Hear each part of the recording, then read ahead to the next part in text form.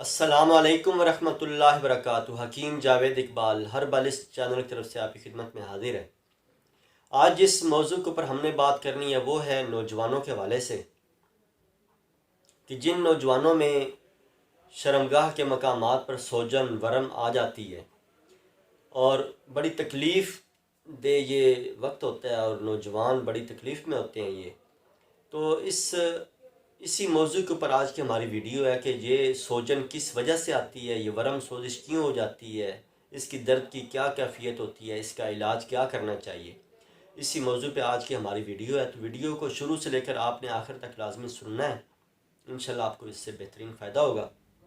تو ویڈیو میں مزید آگے جانے سے پہلے درود پاک نبی مہربان حضرت محمد مصطفیٰ صلی اللہ علیہ وآلہ وسلم پہ میں بھی پڑھتا ہوں، آپ بھی پڑھیں۔ اللہم صلی علی محمد عبدک و رسولک و صلی علی جمیع المؤمنین والمؤمنات والمسلمین والمسلمات۔ جیسا کہ آج کا موضوع میں نے آپ کے سامنے گوش گزار کیا ہے کہ جن نوجوانوں میں خاص طور پہ یہ عضو تناسل اور خصیتین پر ورم اور سوزش آ جاتی ہے اور اس وجہ سے انتہائی وہ تکلیف میں ہوتے ہیں، تو اس کے بنیادی اسباب کیا ہوتے ہیں؟ پہلے ان اسباب کے بارے میں ہمیں جاننا ضروری ہوتا ہے کہ یہ تکلیف کیوں رونما ہوتی ہے۔ بعض دفعہ جیسے کہ آج کل سردیوں کا موسم ہے، جب نوجوان سردی کے موسم میں بہت زیادہ باہر پھرتے ہیں یا ٹھنڈے پانی سے نہا لیتے ہیں تو اس کی وجہ سے بھی بعض دفعہ یہ ورم اور سوزش ہو جاتی ہے، اور اس ورم اور سوزش کی وجہ سے کیا ہوتا ہے کہ درد کی ٹیسیں اٹھ رہی ہوتی ہیں اور لوگ مختلف قسم کی پین کلر یعنی درد کو دور کرنے والی ادویات کے استعمال کرتے ہیں، لیکن پراپر طریقے سے فائدہ نہیں ہوتا ہے۔ تو یہ اس کی یہ سردی کی شدت کی وجہ سے بھی یہ بعض دفعہ مسئلہ بنتا ہے، ایک وجہ یہ ہوتی ہے۔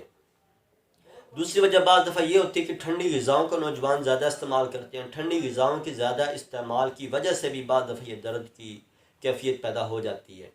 اس کے علاوہ ایک اور جو سب سے بنیادی وجہ جو ہے جو کہ آج کل ہمارے اس معاشرے میں کثرت کے ساتھ یہ بے راہ روی کی وجہ سے، یعنی جو نوجوان یا جو لوگ غلط کاموں کے اندر پڑے ہوئے ہوتے ہیں،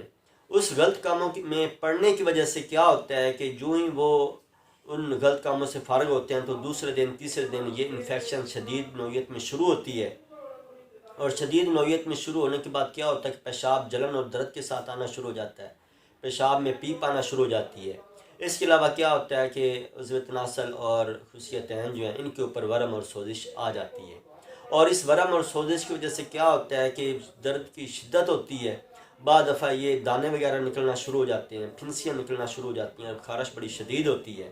تو یہ اس کی سب سے مین بڑی وجہ ہے یہ آج کل کے اس دور کے اندر۔ تو اس کا علاج بنیادی طور پہ ہمیں کیا کرنا چاہیے؟ سب سے بنیادی جو علاج ہے اس میں ہمیں اپنی غذا کی طرف خاص توجہ دینی ہے کہ ہمیں غذا اپنی نارمل کنڈیشن میں استعمال کرنی ہے، جتنی گرم اور محرک غذائیں ہیں، جتنی ٹھنڈی غذائیں ہیں ان سے ہمیں پرہیز کرنا ہے۔ نارمل غذا ہم نے لینی ہے، جو بھی اس بیماری میں مبتلا نوجوان ہوں گے تو وہ نارمل غذا کھائیں، ٹھیک ہے۔ اس کے علاوہ جو علاج ہمیں کیا کرنا ہے، علاج میں سب سے بنیادی بات یہ ہے کہ اگر پیشاب میں درد اور جلن کی کیفیت پیدا ہو رہی ہے تو سب سے پہلے ہمیں اس کی طرف توجہ دینی ہے کہ پیشاب کی جلن درد جو ہے اس کو ہمیں کنٹرول کرنا ہے۔ اس میں ہمیں مختلف قسم کی پروڈکٹ یا مختلف قسم کی کمپنیوں کی بھی ادویات مل جاتی ہیں، لیکن ان سے خاطر خواہ پراپر طریقے سے فائدہ نہیں ہو رہا ہوتا، تو بنیادی طور پہ لوگ استعمال بھی کرتے ہیں، ایلوپیتھی ادویات بھی استعمال کرتے ہیں، لیکن ان سے بھی ان کو خاص فائدہ نہیں ہوتا۔ تو اس کا علاج بڑا گہرائی کے ساتھ، بڑے زیرک طریقے کے ساتھ اور انتہائی مہارت کے ساتھ اس کا علاج کرنا ہوتا ہے، تبھی جا کے یہ جراثیم اندر سے ختم ہوتے ہیں، تبھی معاملات ٹھیک ہوتے ہیں۔ ورنہ یہ ایک وقت ایسا بھی آتا ہے کہ یہ سب جب یہ شدت کے ساتھ معاملہ بڑھ جاتا ہے تو اندرونی طور پہ جو ٹیسٹیکل جو ہیں ان کے اندر درد اور پین ٹھہر جاتی ہے، اور پیشاب کی نالی کے اندر جلن اور درد کی کیفیت بعد وہ زخم کی نوعیت بن جاتی ہے۔